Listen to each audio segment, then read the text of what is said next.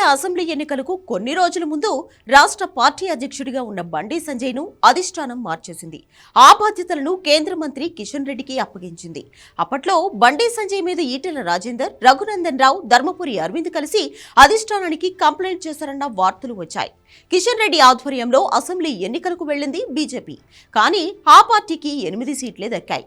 ఎన్నికల్లో నిలబడ్డ 3 ఎంపీలతో పాటు ఈటెల రాజేందర్, రఘునందన్ రావు లాంటి కీలక నేతలు ఓడిపోయారు. బండి అధ్యక్షుడిగా ఉంటే ఎక్కువ సీట్లు వచ్చేవని ఆయన వర్గం కామెంట్స్ చేయడంతో దీనిపై రఘునందన్ రావు ఘాటుగానే స్పందించారు.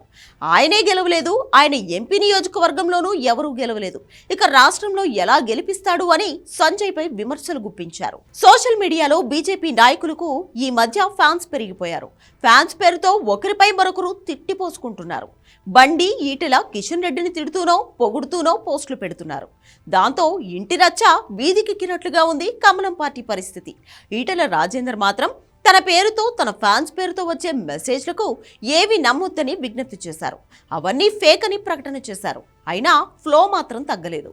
సోషల్ మీడియానే కాదు, ఇప్పుడు ప్రత్యక్షంగా కూడా బీజేపీ నేతలకు వ్యతిరేకంగా ఆయా నియోజకవర్గాల్లో అదే పార్టీకి చెందిన లీడర్లు సమావేశాలు పెడుతున్నారు. కరీంనగర్లో జరిగిన మీటింగ్కు పెద్దపల్లి, కరీంనగర్, నిజామాబాద్ పార్లమెంటు స్థానాల పరిధిలోని కమలం పార్టీ నేతలు హాజరయ్యారు. కరీంనగర్లో బండి సంజయ్కి కాకుండా వేరే వాళ్ళకి టికెట్ ఇవ్వాలని డిమాండ్ చేశారు కొందరు లీడర్లు. సంజయ్ తీరుపై బీజేపీ అధిష్టానానికి కంప్లైంట్ చేస్తామన్నారు. మొన్నటి అసెంబ్లీ ఎన్నికల ఫలితాల తర్వాత తమ పార్టీలో కొందరు నేతల వల్లే ఓడిపోయానని బండి సంజయ్ బాహాటంగా అన్నారు.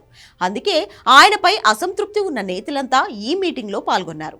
ఈ వ్యతిరేకత బండితోనే ఆగుతుందా, లేకపోతే మిగతా నియోజకవర్గాల్లోనూ బీజేపీ అసంతృప్తులు ఇలా మీటింగ్స్ పెడతారా అన్నది చూడాలి. అసెంబ్లీలో ఎలాగూ అనుకున్న స్థాయిలో సీట్లు రాలేదు. కనీసం పార్లమెంటు ఎన్నికలకైనా పుంజుకుందామన్న ధ్యాస బీజేపీ లీడర్లలో కనిపించడం లేదు. నాయకుల్లో ఐక్యత లేకపోగా ఈసారి ఒకరిని ఓడించడానికి మరొకరు ప్రయత్నిస్తారా అన్న అనుమానాలు కూడా బీజేపీ క్యాడర్లో వ్యక్తమవుతున్నాయి.